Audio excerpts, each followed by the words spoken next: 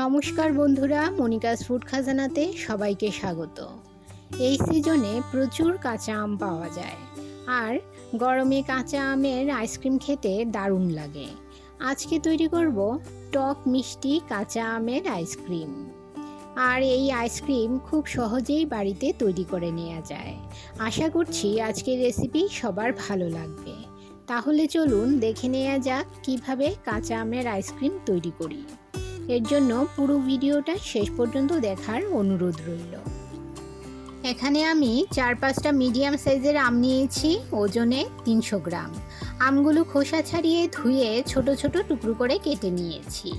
আর নিয়েছি কিছু পুদিনা পাতা, পাতাগুলোও ধুয়ে নিয়েছি। আর লাগছে ভাজা জিরে গুঁড়ো, বিট নুন, গোলমরিচ গুঁড়ো, নুন ও চিনি। প্রথমেই গ্যাসের চুলায় একটা কড়াই বসিয়ে এতে কেটে রাখা আমের টুকরোগুলো দিয়ে দিলাম। এখানে 300 গ্রাম আম আছে। এবার এতে দিয়ে দিলাম 1/3 কাপ পরিমাণ চিনি। ভালো করে মিশিয়ে নিয়ে মিডিয়াম ফ্লেমে ঢাকা দিয়ে বয়েল করে নেব 5 মিনিট। আমগুলো বয়েল হয়ে গেছে, ঠান্ডা করে একটা মিক্সি জারে নিয়ে নিলাম।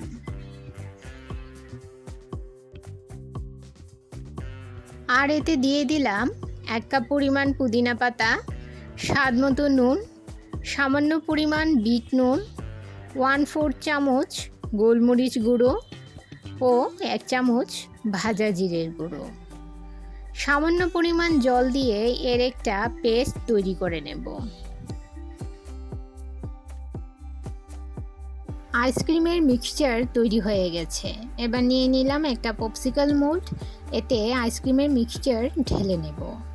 আমার চ্যানেলে নতুন বন্ধু হয়ে থাকলে চ্যানেলটি সাবস্ক্রাইব করে পাশে থাকা বেল আইকনটি প্রেস করুন আর নোটিফিকেশন অল করুন পরবর্তী ভিডিওর আপডেট পেতে। আর যারা ফেসবুক থেকে ভিডিওটি দেখছেন তারা ভিডিওটিতে একটা লাইক দিয়ে পেজটি ফলো করুন। একটা ফয়েল পেপার দিয়ে পপসিকল মোল্ডটা মুড়ে নেব, যাতে আইসক্রিমের উপর কোনো আইস ক্রিস্টাল না জমে।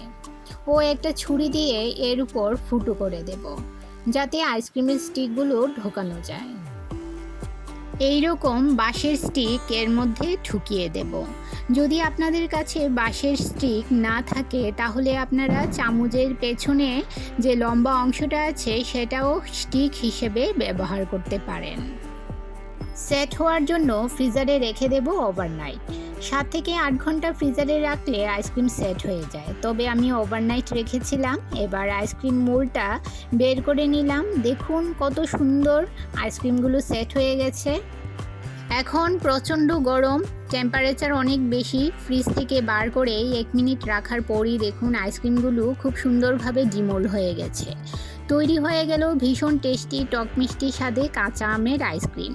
এই আইসক্রিমগুলো আপনারা উপরে একটু সামান্য বিট নুন ও লঙ্কার গুঁড়ো স্প্রেড করেও খেতে পারেন। দারুণ লাগে খেতে। গরমে বাড়িতে অবশ্যই এই ধরনের টক মিষ্টি আইসক্রিম বানিয়ে দেখুন, ভীষণ টেস্টি হয়। আমার রেসিপিটি যদি ভালো লাগে অবশ্যই একটা লাইক করুন। আপনার একটা লাইক পৌঁছে দিতে পারে আমার রেসিপি আরও বহু মানুষের কাছে। আজ এই পর্যন্তই। সবাই ভালো থাকুন, সুস্থ থাকুন।